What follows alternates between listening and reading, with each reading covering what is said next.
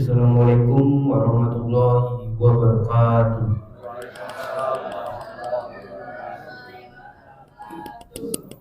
Alhamdulillahirrabbilalamin. Wassalatu wassalamu ala asrafil anbiya wal mursalin wa ala alihi wa sahbihi ajma'in, amma ba'du.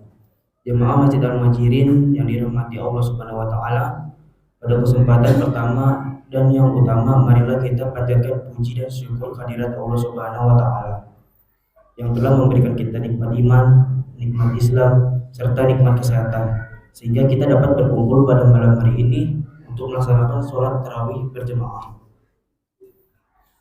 Salawat serta salam semoga tetap tercurah limpahkan kepada junjungan kita yakni Nabi Muhammad SAW beserta pada keluarganya, sahabatnya, para tabi'in dan tabi'atnya, serta kepada kita selaku umatnya hingga akhir zaman. Amin. Untuk memberikan keberkahan pada malam hari ini, marilah kita buka dengan bacaan basmalah bersama-sama. Bismillahirrahmanirrahim. Pada malam yang penuh berkah ini, yang akan memberikan ceramah sekaligus sebagai imam sholat tarawih adalah Bapak Ustadz Sofiyul Kamal M.Sos. Alhamdulillah, beliau sudah berada di tengah-tengah kita. Untuk itu kami persilahkan kepada beliau untuk memberikan ceramah sekaligus menjadi imam sholat tarawih. Demikian disampaikan. Terima kasih atas perhatiannya dan mohon maaf apabila ada kesalahan. Wassalamualaikum warahmatullahi wabarakatuh.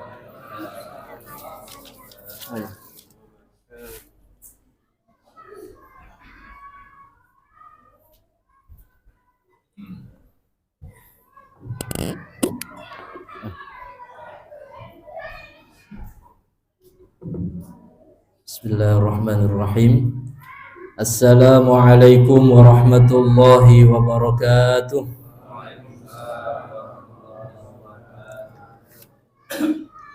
Alhamdulillah, alhamdulillahilladzi ja'ala syahra ramadhana syahrut taubati wal maghfirah. Ashhadu an la ilaha illallah wahdahu la syarika lah, wa ashhadu anna sayyidana wa nabiyyana Muhammadan abduhu wa rasuluhu la nabiyya wa la rasula ba'dah. Amma ba'du, hadratal muhtaramin wal muhtaramat, seluruh jamaah salat Isya dan salat tarawih Masjid Al-Muhajirin yang mudah-mudahan senantiasa dirahmati Allah Subhanahu wa taala. Malam hari ini kita masih diberikan kesehatan, keistiqomahan untuk terus menjalankan salah satu rukun Islam, yaitu puasa Ramadan. Puasa ini dari kata as-saum, ya. Kalau secara bahasa, puasa itu artinya menahan, al-imsak. Puasa itu menahan. Ada makna syar'i, ada makna hakiki. Nah, tema malam hari ini haqiqatus shaum, hakikat puasa Ramadan. Yang mana secara syar'i puasa itu kita menahan dari hal-hal yang membatalkan puasa. Tidak makan, tidak minum, tidak melakukan hubungan suami istri bagi yang sudah menikah. Insya Allah puasanya sah secara syariat. Tetapi ada makna lainnya, yaitu makna puasa dari sisi hakikat. Apa makna puasa dari sisi hakikat itu? Yaitu proses pendidikan di dalam kehidupan seorang muslim, yang mana proses tarbiyah ini tujuan akhirnya, tujuan utamanya adalah la'allakum tattaqun, agar kalian bertakwa. Maka tujuan la'allakum tattaqun ini harus ditopang dengan proses. Tidak hanya menahan makan minum, tidak hanya menahan dari hal-hal yang membatalkan, tetapi banyak sekali pendidikan-pendidikan di dalam puasa itu. Contoh, kalau kita bicara setiap hari, ya, mungkin kita sudah terbiasa bicara yang tidak bermanfaat. Kalau lagi ngobrol, ya, bicaranya ngalor ngidul, gak ada manfaatnya. Maka ketika bulan Ramadan berbicara yang tidak bermanfaat, apalagi berbicara yang kasar, yang kotor, menjadi pengurang pahala puasa. Oleh Rasulullah sallallahu alaihi wasallam, man lam yada' qaula az-zuri wal 'amala bihi wal jahla falaysa lillahi hajatun fi ayyada'a ta'amahu wa syarabahu.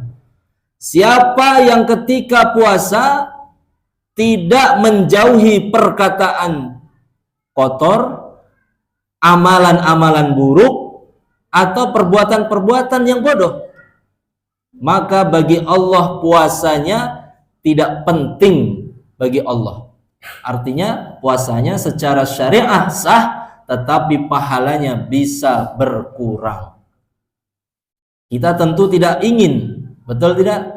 Kita tidak ingin puasa lapar sehari dari mulai pagi sampai malam, tapi pahalanya tidak ada di sisi Allah. Tetapi secara syariah kita sah puasanya. Nah, maka hakikatus shaum ini harus kita hadirkan, tidak hanya secara syar'i, tapi makna hakiki. Yang mana di dalam puasa kita dilatih untuk mengekang hawa nafsu. Mungkin di luar puasa sulit melihat makanan, melihat minuman, kadang kita kalap. Tapi ketika datang bulan Ramadan, kita berpuasa, ada makanan seenak apapun di meja kita, Bapak Ibu sekalian, tapi di siang hari kita tidak rela itu membatalkan puasa.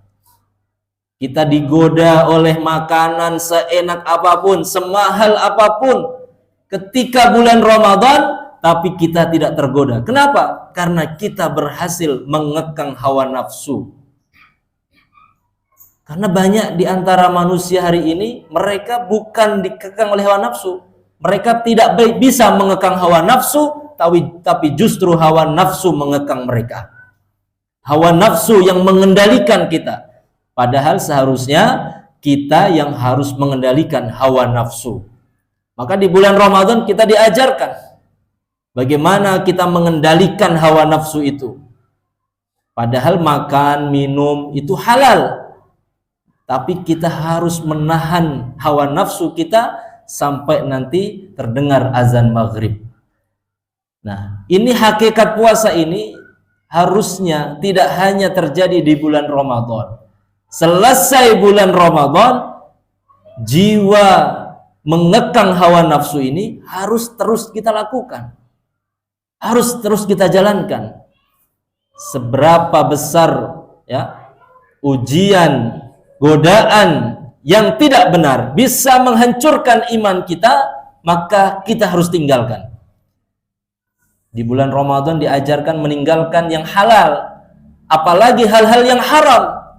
Yang halal saja dilarang, apalagi yang haram. Maka tujuan puasa ini diantaranya adalah mengekang hawa nafsu kita. Ya, hawa nafsu ini tidak bisa dihilangkan, Bapak Ibu sekalian. Karena innan nafsa la ammaratum bisu, dalam Quran bahwa nafsu itu pasti ada dan dia cenderung menyuruh kepada keburukan. Caranya bagaimana? Ya, kita yang harus mengekang nafsu itu. Bukan menghilangkan, karena kalau nafsu nggak ada, repot. Kita mau makan nggak ada nafsu, nggak enak. Ya, kita menikah ada istri, harus ada nafsu.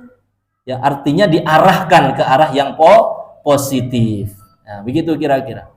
Kemudian hakikat puasa yang kedua adalah melatih kesabaran. Selain mengekang hawa nafsu, juga melatih kesabaran. Waduh, kita sehari-hari ini dengan kesibukan yang bermacam-macam, kadang-kadang menguras kesabaran. Betul ya? Di jalanan, di pekerjaan kita diuji kesabaran kita. Maka di bulan Ramadan ini sebagai tarbiyah, pendidikan kita untuk sabar. Padahal bisa saja kita makan minum di siang hari gak ada yang tahu. Adik-adik kalau makan minum di siang hari sembunyi gak ada yang tahu. Tapi kenapa kita memilih untuk tidak mau melakukan itu? Karena kita ingin sabar dan kita yakin bahwa nanti akan ada waktu untuk berbuka. Begitupun juga dalam hidup ini. Hidup ini pasti ada waktunya, ada masanya. Sekarang kita tidak boleh ini, tidak boleh itu, dilarang ini, dilarang itu. Tapi nanti ada masanya. Dunia ini pasti berakhir dan nanti kita pindah ke negeri akhirat. Ya. Kalau negeri akhirat itu semuanya boleh, semuanya boleh. Tidak ada larangan. Ya, sekarang banyak larangan. Karena apa? Dilatih kita untuk bersabar. Nanti di akhirat semuanya dibolehkan oleh Allah Subhanahu wa taala. Ya, kulu washrabu hani'an. Makan minum sepuasnya. Tidak ada larangan. Bahkan kita baru berpikir pingin sesuatu aja, makanan itu ada di depan kita. Pingin buah sesuatu yang baru kita pingin, yang baru kita pikirkan, pohonnya didatangkan ke kita. Pohonnya didatangkan ke kita. Ini nikmatnya surga. Ya, sekarang kita sabar. Dilarang ini, dilarang itu. Kalau di agama lain, ini kok dibolehkan, ini dibolehkan, biarkan. Gak lama kita di dunia ini. Sementara. Ya, jadi melatih kesabaran. Kenapa kita harus sabar? Karena ketika kita sabar akan datang pertolongan Allah Subhanahu wa taala. Wasta'inu bis-sabri was-shalah wa innaha lakabiratun illa 'alal khashi'in. Minta tolonglah kepada Allah dengan sabar dan salat.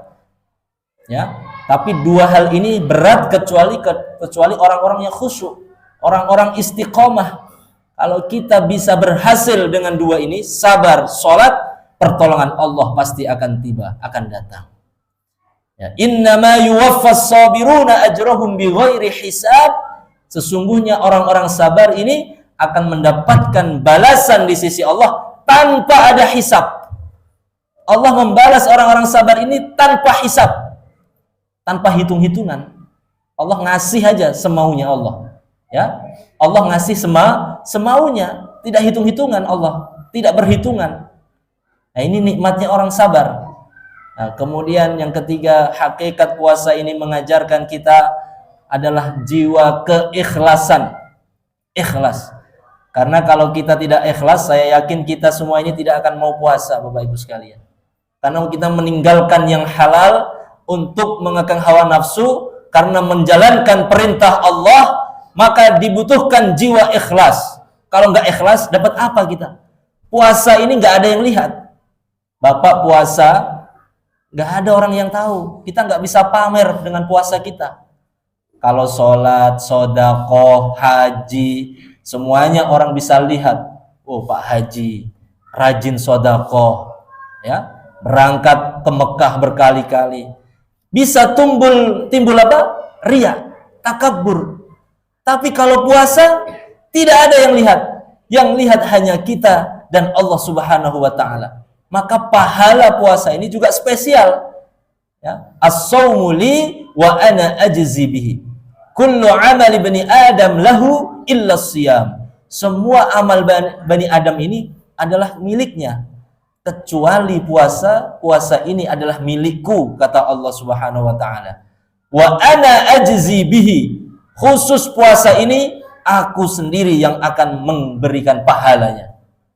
Jadi Allah nggak perhitungan dengan pahala puasa karena kita sudah ikhlas. Tidak ada orang puasa karena dipaksa, kecuali anak-anak karena pendidikan. Tapi yang sudah mukallaf, yang sudah muslim, mau tidak mau dan kita dengan keikhlasan ya mau berpuasa. Nah, jiwa ini adalah hakikat dari puasa itu.